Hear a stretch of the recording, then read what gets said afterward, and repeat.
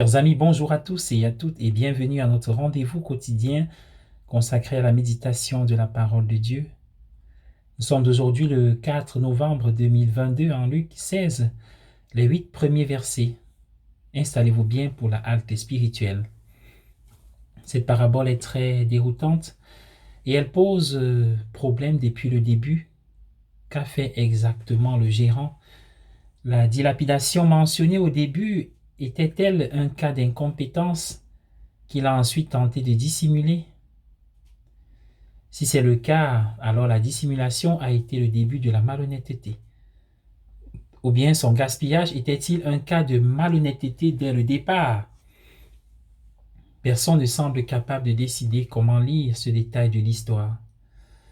Certains commentateurs tentent de lui donner un sens comme suit. Ces managers avaient une grande liberté dans la façon dont ils faisaient leur travail. Pour se payer, ils prêtaient les biens du propriétaire et faisaient payer des taux d'intérêt élevés sur ces biens. Ce que cet intendant a annulé, c'est peut-être ces taux d'intérêt. En d'autres termes, c'est lui et non son maître qui était perdant. Cela impliquerait comment le maître a pu le féliciter et admirer sa sagacité. Mais cela n'explique pas pourquoi il est appelé, décrit comme malhonnête. Dans le dernier verset, l'énigme demeure. Quoi qu'il en soit, l'utilisation de la richesse est un sujet majeur dans l'évangile de Luc.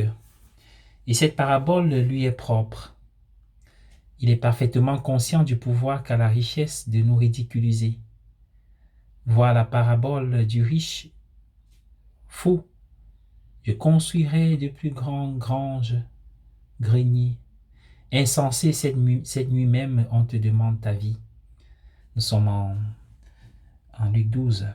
Et la parabole de l'homme riche et Lazare, en Luc 16. Les monnaies fluctuent, mais cela semble être vrai pour toujours. Jésus a fait remarquer que les gens du monde sont plus astucieux que les gens de la lumière, les disciples.